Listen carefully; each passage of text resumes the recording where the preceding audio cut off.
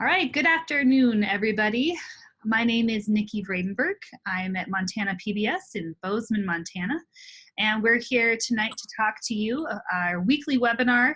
Today's topic is assessment. Joining me is my good friend Darcy Bachigart from Prairie Public Television in Fargo, North Dakota. Hi, Darcy. How are you doing today? I'm doing great. Good. So we're here to talk about assessment tools and we'll talk a little bit about strategies that are both low-tech and no-tech strategies. If you've tuned into this webinar series, you know that we're looking at this, thinking of the EdTech as a trail that we can embark upon many paths, and assessment is just one of them.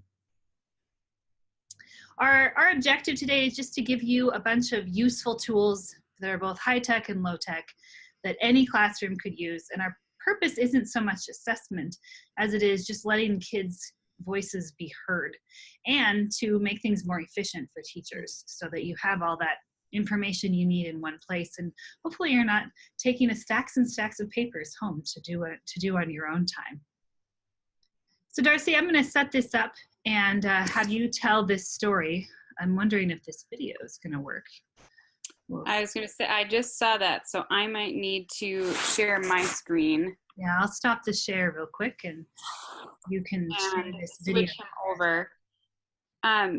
This is a video that our friend Mecca shared this summer, and because I'm a dork, she showed me, I asked her how her grandson was, and she said, "Oh, he's so adorable, let me show you," and she brought out this video. And I'm such a dork that instead of saying, "Oh my God, he's so cute," I went, "Mecca, this is exactly what we do to students with technology." And she looked at me and was like, "Why are you you? Why do I share things with you?" But here's the deal. We ask students frequently to use technology and different devices in order to accomplish specific tasks. So in this video, there's a very clear task at hand: filling a post hole. Ryder, the grandchild, has been given a tool that is excellent for filling post holes. It's a full-size shovel. It's a great tool in the right hands, but let's watch Ryder as he tries to accomplish this task. He maybe got a tiny bit of dirt underneath the shovel, kind of pushed in. But if you watch, let's see, there he's getting dirt on the shovel. Oh, but it's not in the hole. And now he's gonna grab it with his hands. And there he finally got some dirt into the post hole. So if we watch this, though, from an assessment standpoint, so remember, the assessment is filling the post hole. If we assessed Ryder right here where he's at on his ability to do the task at hand, filling the post hole, he would fail. Mm-hmm. He hasn't gotten anything in the hole, so he fails our assessment.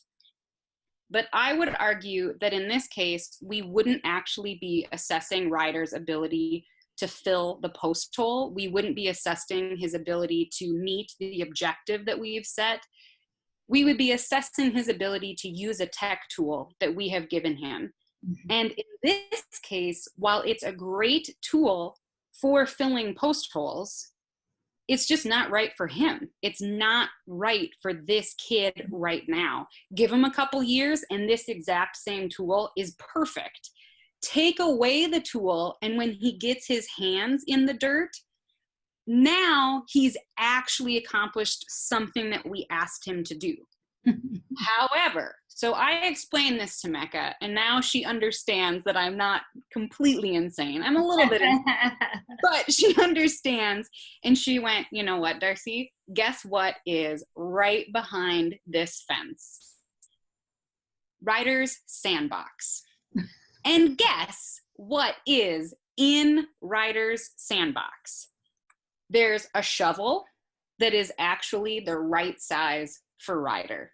Mm-hmm. In addition to the right size shovel, he also has a bucket and a toy dump truck. Those are 3 tools that would be way better than the shovel that he has been given, but would also be way more efficient than just using his hands. Mm-hmm. So as we're talking about tech, I love using technology in the classroom. I have to remind myself of this all the time. When I'm assessing kids doing a work, when they use technology, I need to be and by technology, I also mean when they have used markers, when they have made art, when they have painted something, when they have dressed up in costume, when they have used any tool to help them create their assessment product, I need to make sure that I am assessing the learning, not the tool. And sometimes I am embarrassed to admit I've gotten caught up in the flash of technology from time to time, right? Because there are some kids who can pick up this shovel and man, can they shovel. They know how to shovel, but they're not necessarily filling a post hole with it. They're just shoveling. Yeah. So that's my general thing that I think that we need to keep in mind is we need to make sure we're assessing the task at hand, but we also want to make sure that as the teachers, we are helping the students learn the tool that we want them to use and that we are guiding them to tools that are right for them. So as a teacher in that situation, if Ryder was getting frustrated with that shovel, we would have a responsibility to simply say, hey, like, why don't you try something else? And I do think that sometimes the assessment does include assessing their ability to use a particular tech tool. I think that's perfectly fine. As long as the rubric acknowledges that and as long as that is the post hole that's being filled. Yeah, I couldn't agree more. And I think that I agree. I also sometimes got caught up in the flash of a new tool that I've seen on Twitter or watched at a tech conference. You go to one of those 30 tools in 30-minute sessions where they're just, blasting them off as fast as they can. And it was really easy to take those and suddenly, have this need to apply it. And then realize this, first of all, I completely lost sight of my learning objectives. I don't even know what I wanted them to do here. And I didn't give them time to learn to use the tool before I used it for assessment. For me, that was always a really important step too, is provide time to play with the tool, use the tool, let them get to know how it works on both sides, and then use it to gather data for a content related task. And that's what I try to help teachers with now, is to provide enough time, enough play time. If you put a stack of blocks in front of a kid, they're immediately going to start building towers and putting them in rows and doing things with them.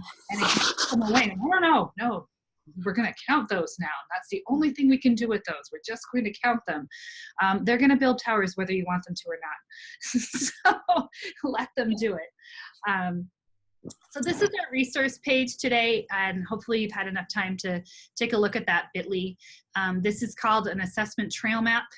The idea is that you kind of think about where your skill level is with using technology tools for assessment. Are you an emerging user? Are you developing? Or are you ready to train it forward? Like, you'd like to get to know these tools and then share them with somebody else. So depending on where you think you fit on that spectrum, this is a Google Doc that is organized by tools and resources, and then it's given you just a little bit of a direction as far as what the skill level will be. So you can find it at this link, and it will also be in the comments or in the description of this video on YouTube if you're watching it after the live recording. Darcy and I are just going to take turns sharing a couple of our favorite tools. Our goal today is to talk to you about the tool and then how it worked in real classrooms, because that's sort of our focus. So Darcy, I'll give you this one, Socrative. Yeah, there are so many great online quiz builder type things.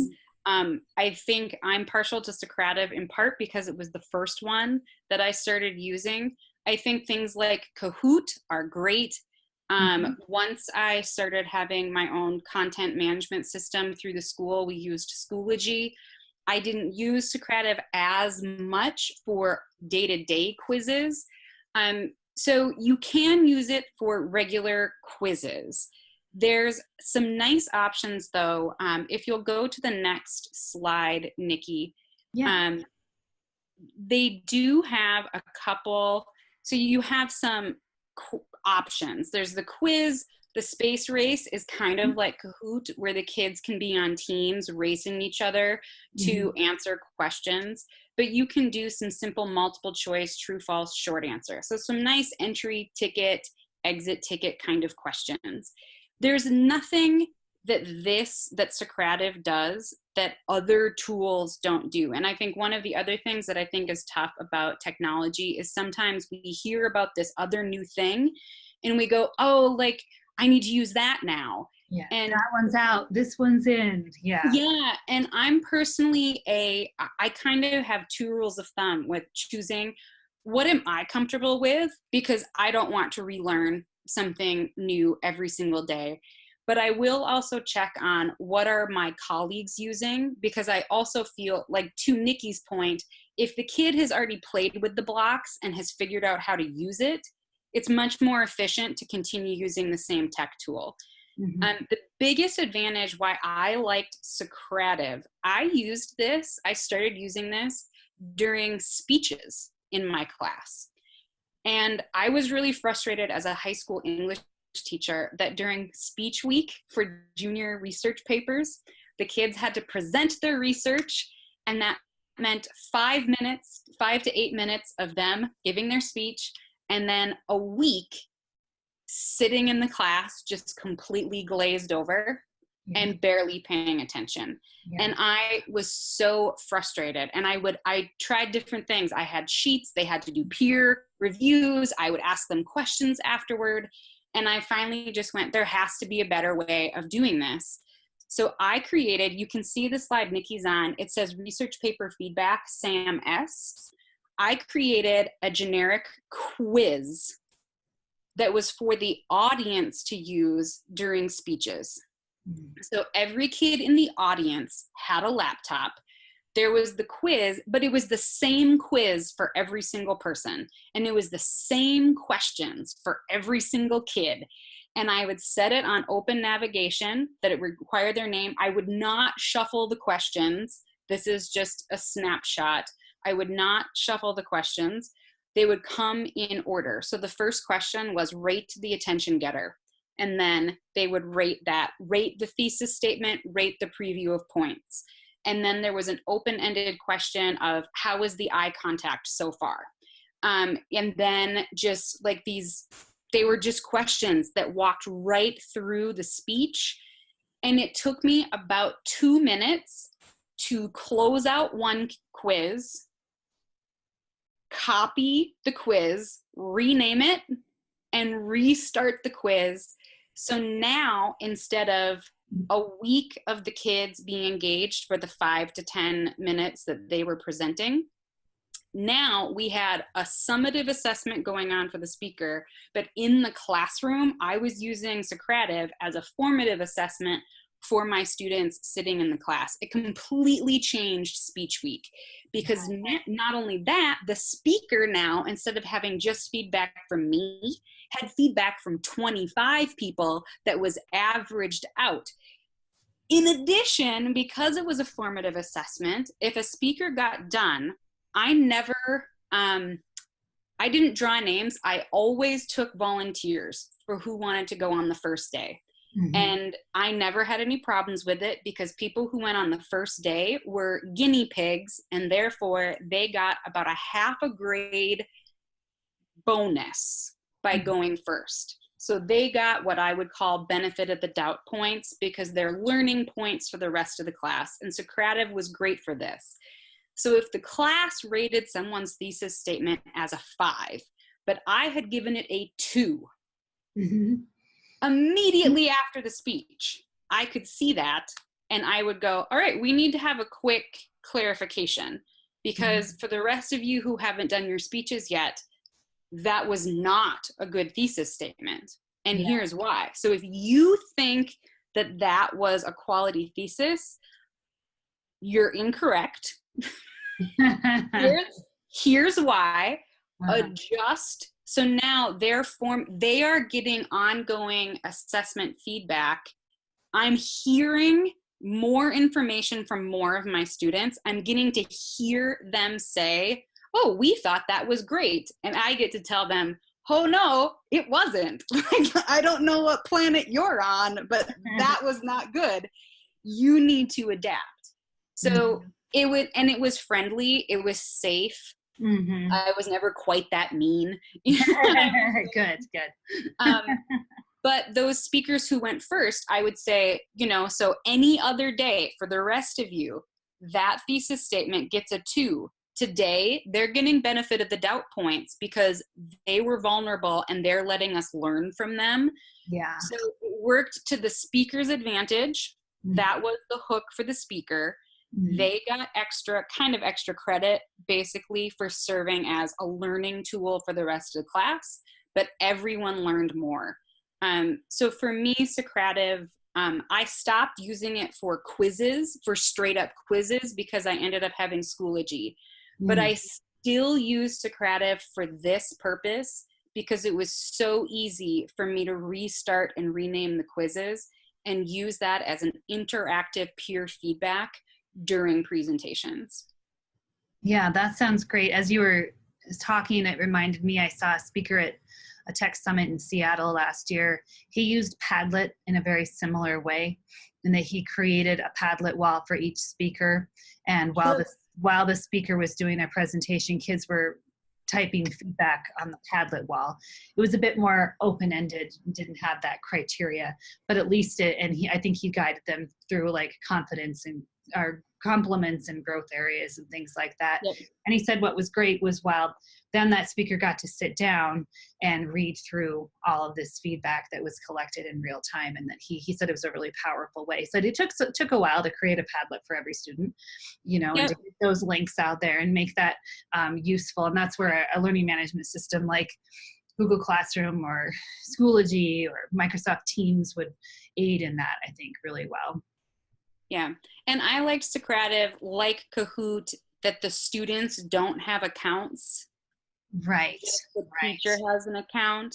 And once the kids are in the account once, they just have to wait for me to keep restarting the quiz. And so there's I love the Padlet wall idea. I think that would be beautiful to give to the kids, and different benefits to the different things. But for me, the nice thing is once I would end one quiz, the kids were still logged into Socrative. Right. It just said waiting for teacher. So they never had to re-enter anything. I just had to open up the next quiz, hit start, and then it would start on their computers. Yeah. And it also helped, out of the corner of my eye, I would have like the list of kids on my computer. I could see who was in. And every once in a while, there'd be that kid who would answer all of the questions in the first minute. Oh, yeah. I wondered about that, So that they could then, so that they could then tune out. And at the end, I'm a pretty blunt teacher. So at the end of the quiz, I would say, man, so-and-so, I didn't know that you were psychic. Like, that is really impressive. Like, you knew before they even finished their introduction, you knew how they were going to do on their entire speech. That just blows me away. And then the kid would turn red. Because I know they tell you as a teacher to not be sarcastic. As a senior teacher of juniors and seniors, I was sarcastic a lot. But then the kid would adapt, and they wouldn't do that on the next quiz. Sure. And it only took one kid in the room to do that. And then Exactly. It only took one kid, like for each class period, it only took one kid once doing that, and me saying like, yeah, I can see you. Yeah. I don't know why kids The beauty of these tools is I have vision where you don't think I have it. The eyes in the back of my head.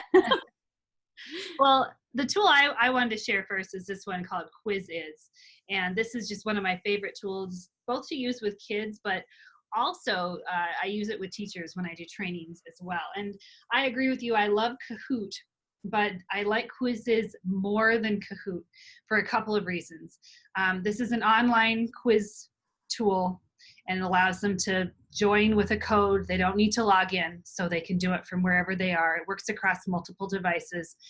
We can use it on Chromebooks. We can use it on our phones.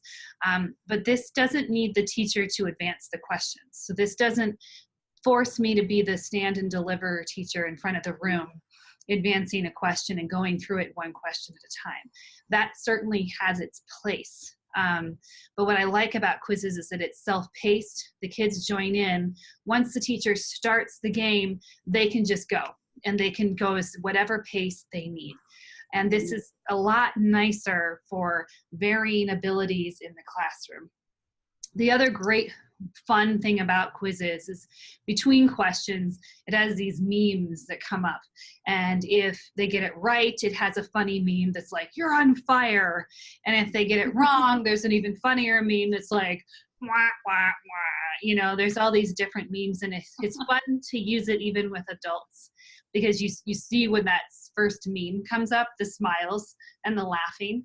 I think that test anxiety is an issue for kids.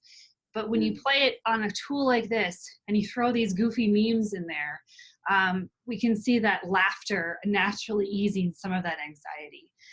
Quizzes is just a multiple choice platform. So, you know, there's going to be between 1 to 4 right or wrong answers. You can mark 2 right answers so they can get it right. It uses colors and symbols. It's going to be 1 or 2 word responses. So it's not the best for every type of assessment. This is kind of a do you know it or you don't kind of assessment tool. The way I use this when I taught 4th and 5th grade was during social studies.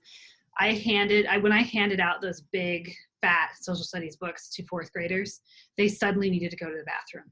Like that book was fat, and it just looked boring. You know, there was just no way they were going to open that up and start reading it. And so I needed a way to get them reading it. We got to learn how to read a textbook. So I would take and go through the chapter we were going to study that day and create a 10 question quiz over the content in that chapter. And I make sure it was in order of how things appeared in the chapter. And they'd come in, and before they ever picked up the book, they took the quiz. And this was just a front-loading activity. My thinking was it's just going to get them all the terms that they're going to be reading, and they're going to get a feel for how much they know and how much they don't know. So they took the quizzes, and they probably didn't do very well. And as they finished, they got a printed copy of the same quiz. Because that's what's great about this tool, is that you can print everything. So then they took the printed copy and the Big Ugly textbook, and they went back to a spot, and they had to go through and find the answers to the quiz. They could work alone, or they could work with partners. And this gave them, first of all, they had been front loaded. They knew which ones threw them off. What you always know when you're taking a quiz or doing something like that, the ones you just had no idea. And they'd go through and find all those answers using the textbook. Because this is another self-paced way to do it, it allowed me to sit down next to the kids that needed more help and let the kids that needed less help just take this and run with it. Once they did the printed quiz, they brought me the printed quiz, or I just had a key up at the front of the room and they could go check with the answer key.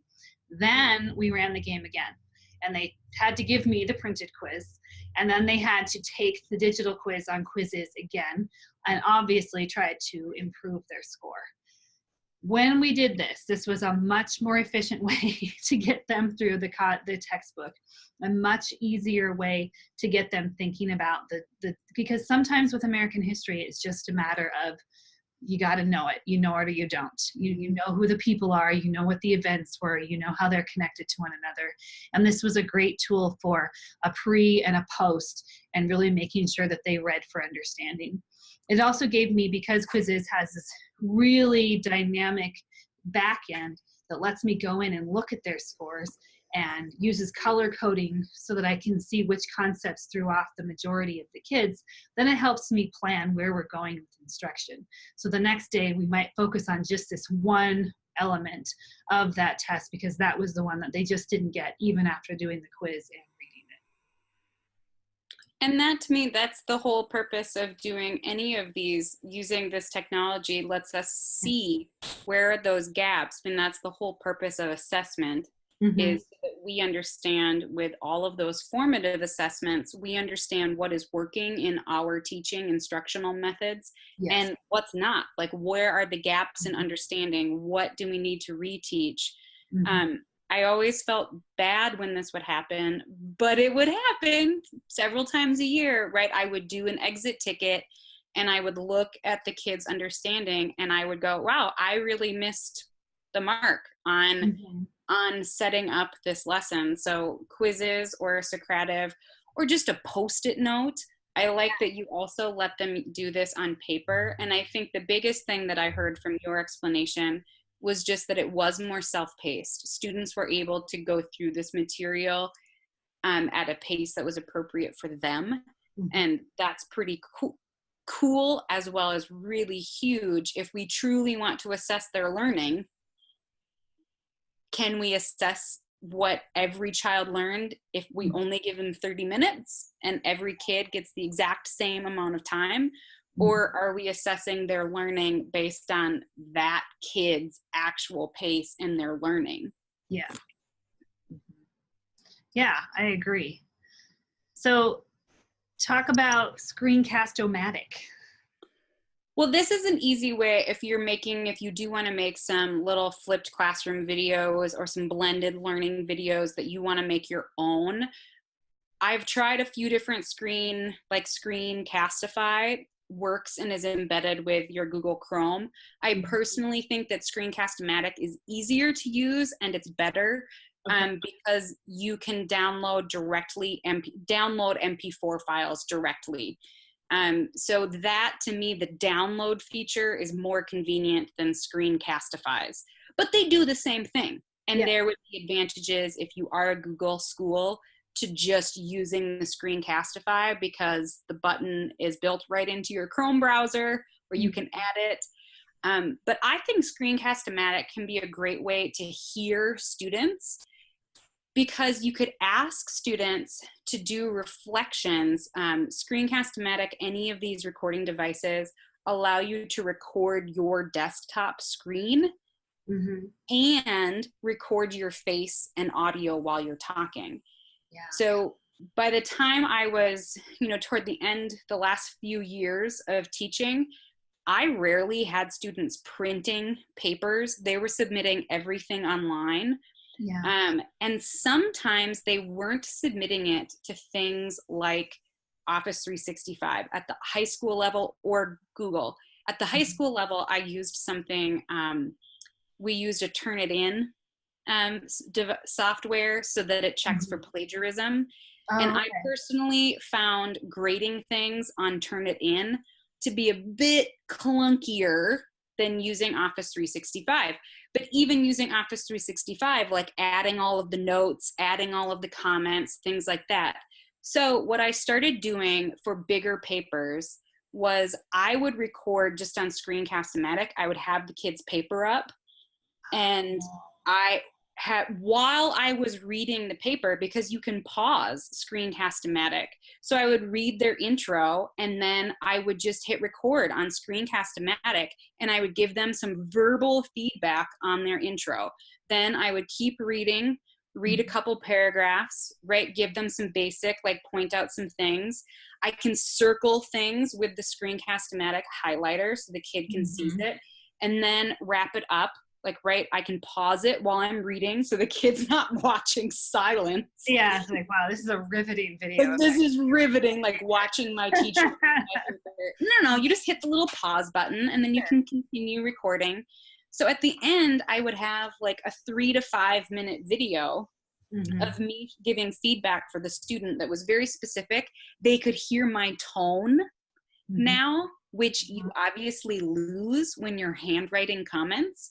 And if you're getting tired and your handwriting starts getting sloppy, like mine, it also meant the students truly could understand my feedback. So it helps students hear me.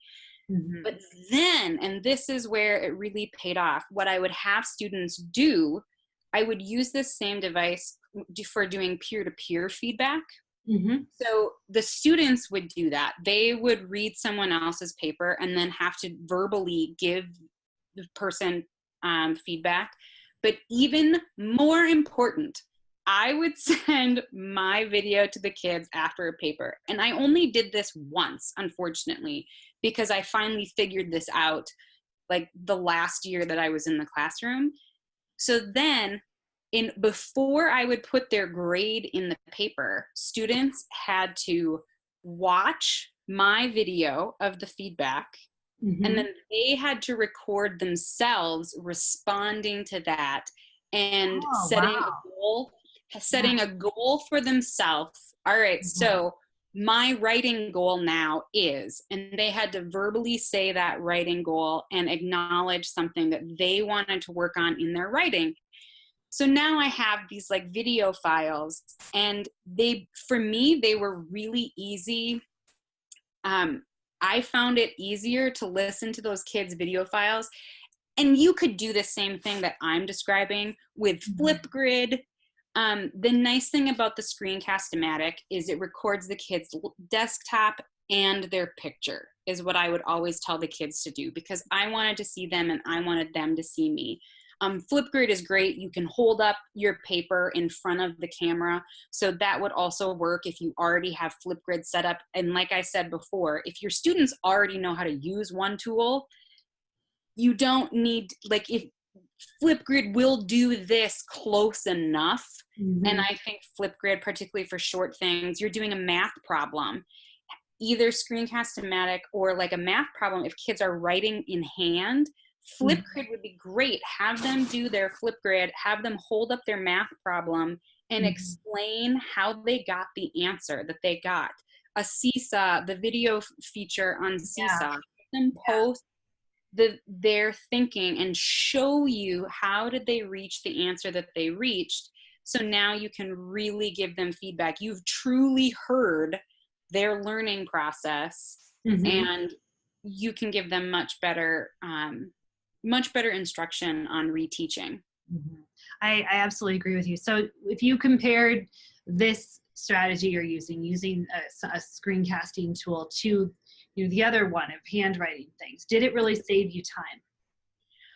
It did for me, but I will be honest, it was really hard for me because as an English teacher, like I once told kids, like, because kids get antsy to get their papers back, right? Because they hand you their baby, and then like I mark it all up, and then I give it back to them, and it looks like a bloody carcass, and then like they're emotional and they get sad.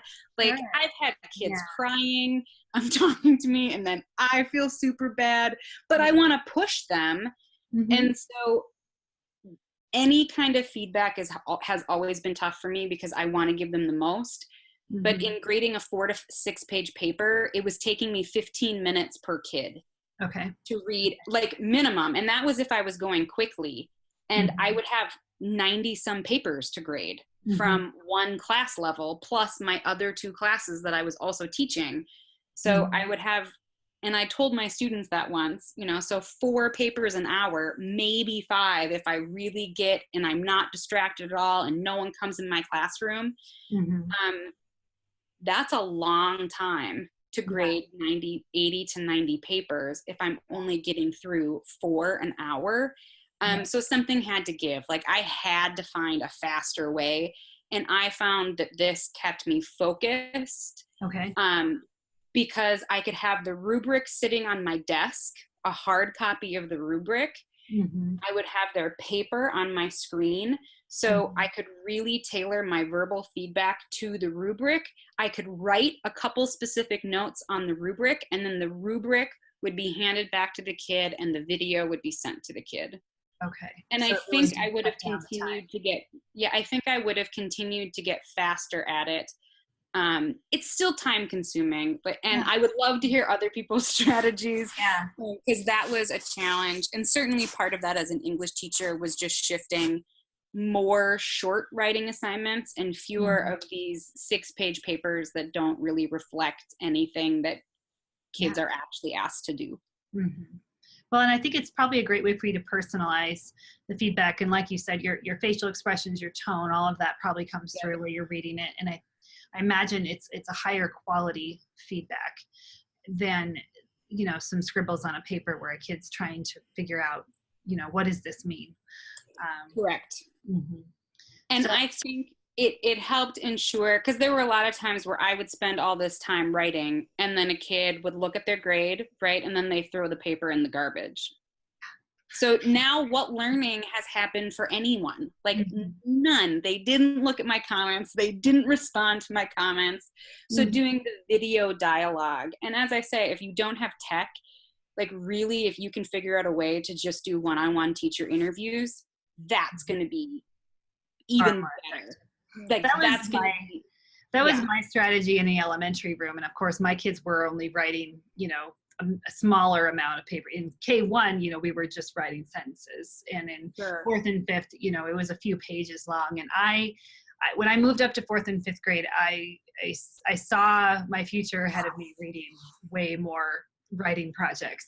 And I was like, I don't want to spend my Sundays reading essays and I adopted the procedure of reading and giving them feedback during the writing process. I was struck by a quote I saw on Twitter by Alice Keeler that said, feedback during the process is summative and will change the product. But feedback at the end, when the work's all done, is more punitive. And I thought about it, it was like, they finish it. They've put a bow on it. They're done. They hand it over. The odds that they're going to embrace my comments at the end of a project in the elementary anyway, are probably less than if I sit down and I just had a list of kids and I just try to get to 2 or 3 of them a day, and I just have them sit next to me. Let me just read what you've got so far. It's okay if you've only got a paragraph. Let's workshop your paragraph. Let's see where you are, and give them their feedback so that I knew all of their papers really well before they were even finished. And to me, I found that to be a much more productive and efficient way. And then when we moved into a one-to-one Chromebooks environment, I could use a Google Comments feature alongside a Google Doc. They'd go to their specials and I'd sit down and try to get through 3 or 4 where I just left some comments for them. So when they opened up their Chromebooks the next day, they already had some comments from me on their work, and they could go ahead and incorporate that. It became such a big part of how I taught writing that when I came and I'm taking grad classes, I got a paperback and it was full of all these great comments. And I thought, gosh, now I want to write this paper again. Like, it's been really nice to have had this feedback before I turned it in officially. And that was one of the learning processes. I love the way you just explained that. And I would say that was part of why I really have to change how I'm reading for all of those reasons.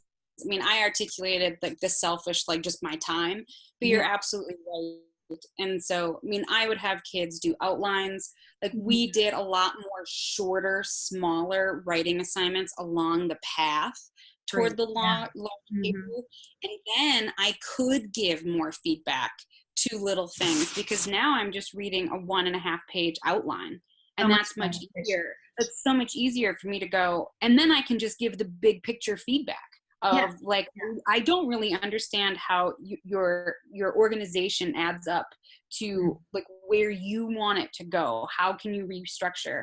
So I could ask them questions, but at the end of that paper, get the just some of those final comments. Using something like screencastomatic.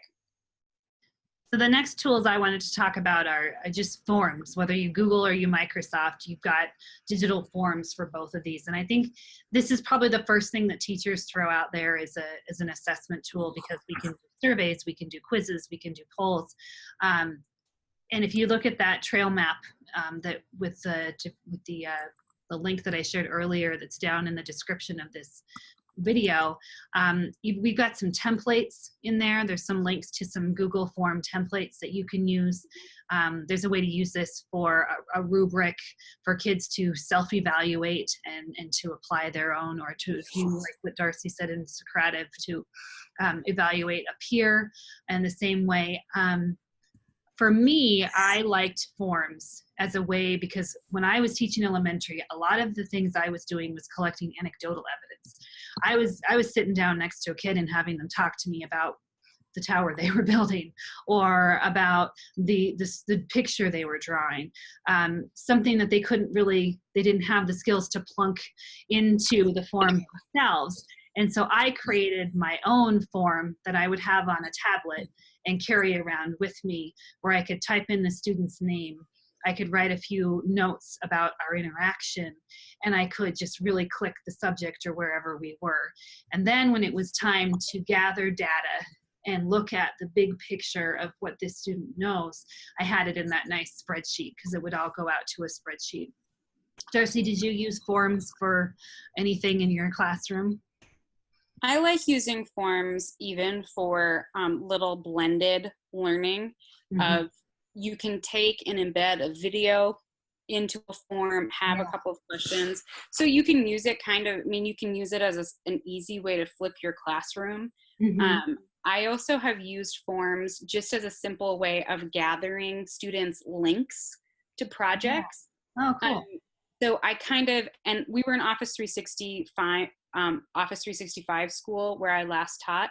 Mm-hmm. And so on paper day, I would get like 120 emails projects being shared with me. And so again, like toward the end, what I realized was if I posted one form on my teacher SharePoint page, on my Schoology page, whatever the school was making us use, you talk about changing technology. It happened to us as teachers too. So I would post that form, and then that was an organizational way for then the kids would just share. They would type in their name, their first name, last name, and then I would have them I would have a multiple choice question that was check what period you're in. Okay. Right? Oh, wow. And for me as a high school teacher, that's really important, because now all of their papers, their links to all of their papers are in one spreadsheet for me. So instead of me having 120 emails, Mm-hmm. I have one spreadsheet that I could then sort by period. Mm-hmm. And I would have all the links to their papers, and now I can just open them super easily. I'm not having to go back into email all the time and reopen things. And there are lots of other ways. Some teachers just have a shared folder and the kids submit it to the folder. Yeah. For me, that was harder for me to track for some reason, just Mm-hmm. in terms of how my brain works. And so having the kids just paste the link to their paper in the form, it made it so that I had a spreadsheet of, like I said, links to all 80 papers. And that's not really a great example of how to hear my students. Mm-hmm. But in terms of the second part of our goal of reducing teacher grading time, it was a simple step in terms of student submission of their work. Mm-hmm. And then it was also just a really quick, I would sort by class period and then by last name. And it was a really quick way for me to then update my grade book and put in missing work without, again, having to go through 90 emails. Sure. Yeah. Emails. So I think, forms has really changed the way teachers assess, and it gives teachers a lot of flexibility for digital assessment, even for things like a survey or a poll. I had a survey when we started a new genre in literature, and they got to choose which genre we were going to do. You know, it just was a great way to gather feedback from the kids. It's also a great way to gather feedback from parents about ways to communicate with them, and a snapshot for how they were feeling or questions they might have for parent-teacher conferences. I think it's just a great way to gather data. So the last thing I want to share is a project I'm working on with a teacher right now. Originally, when I had these particular tools, I had put them on the lesson design trail map sheet, but the way this teacher has structured this project, it is an assessment tool. So she has for many years, used pencil paper assessment. So the kids learn, they go through the unit, she gives them a multiple choice and short answer assessment. And then, with 3 periods of this particular subject, she spends the next 2 weeks trying to get through them and grading them as fast as she can. Her goal this year was, I want to use more digital assessment, and I want to give the kids multiple ways to show me what they know. And so I threw this idea out at her, not knowing, what she would think. And that is the idea that the students would create a slide presentation demonstrating what they knew, and then that they would record their own videos using the green screen as one of the instructional elements within the slide deck. And so this is a rocks and minerals unit. Each student was assigned a rock or mineral to go deep and study and learn about. They're creating a slide deck about their particular rock and mineral. She created a template for each student in Google Slides. She shared it in Google Classroom, used that function so that a copy was made for every student. They opened up the slide deck and it had a slide for every mineral in the class, and she gave them the instructions to just delete all of the ones that weren't their assigned mineral. And then they were to go in and add images and video and text, and they had certain things that they had to make sure that they explained with their mineral. And then one of them was to create this green screen video. We set up the green screen in the hallway. They had to write a script. You can see the girl is holding the script there. And then they have to choose a background. You think about all the different layers of showing what they know when we write a script, when we find the right image to be in the background. This girl read hers a couple of times before she got it right, and it looked right to her on the film. Think about the learning that goes along with that. And then this video is, we use the Do Ink green screen app on an iPad, and I just showed groups real quickly how to add their layered image and with their video over top of it. And then that video is uploaded to Google Drive, and they're just putting it in their slide deck. So then when they finish this, they're going to give oral presentations if they're comfortable to the class, and using these videos is part of showing what they know. And so this teacher was real nervous about taking this on, and where she's still in the process. I'm going back again tomorrow to continue and to help them get these videos recorded. But when I left yesterday, last Tuesday, she was so excited. I'm so excited about this. This is so much fun. And then she had kids that really, they got in front of the camera and they just lit up. They just started to shine. And suddenly being able to share what they knew was a different way, and is actually the way for some of these kids. She said about one boy, that's the most engaged he's been in my class all year, which is really powerful. And so that's where your screencastomatic is another really powerful tool for just letting kids show what they know. If a kid knows that this is going to be their assessment versus the pencil paper tool, they're probably more motivated to work a lot harder. And that class, when they're preparing, getting those slide decks together and preparing for their videos, you could hear a pin drop.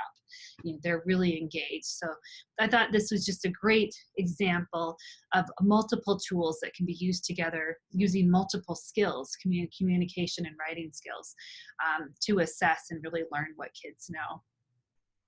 And I think that's beautiful. And I think sometimes we're afraid to do that, because I would imagine, and I don't want to suppose for this teacher, but I would imagine that this process is possibly taking longer than a pen and paper test would take. Yeah. Right? Absolutely. Because now this learning really is kind of a messy process that has to go. But this to me goes a lot toward depth versus breadth. And so are we truly assessing their knowledge and their creation of knowledge? In addition, is the learning process helping teach them how to be learners? Yep. And is the learning process engaging them and getting them excited about learning? And I would say the answer to all of those things is yes. Yes, it takes longer. Yes, it's messier. Yes, it's taking them deeper into the content. Yes, it's way more engaging. Yes, they're more excited.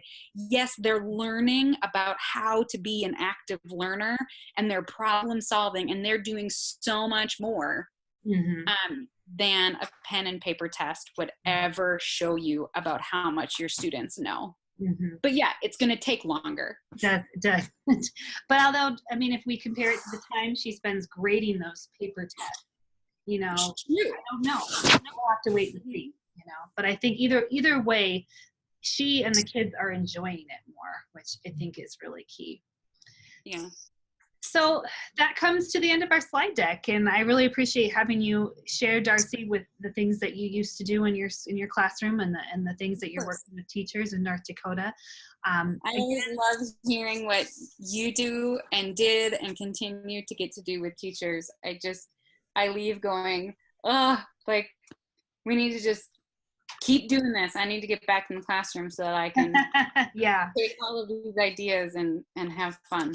Yeah, it's fun to see this stuff, you know, unroll in new classrooms and in new settings and with different grade levels too, you know. I've done a similar project like that green screen with younger kids, 4th graders, 5th graders, but it was really cool to see it with 7th graders. So, and I learned so much from you, and I loved hearing about how you use Socrative. That's such a unique and different way, a student-driven way to get feedback from peers. So thanks so much for being my guest today for our webinar. Thanks for having me. And if you're watching our chat, we've got some links down here in the comments where you can fill out the form to get credit either from North Dakota or from Montana for your time watching this webinar. And leave us comments, send us emails, let us know what you think, and please reach out either on email or Twitter if we can ever answer your questions or help you use tech tools for assessment. So thank you. And I stopped. Okay, nope, I'm still recording. Now we're gonna stop recording.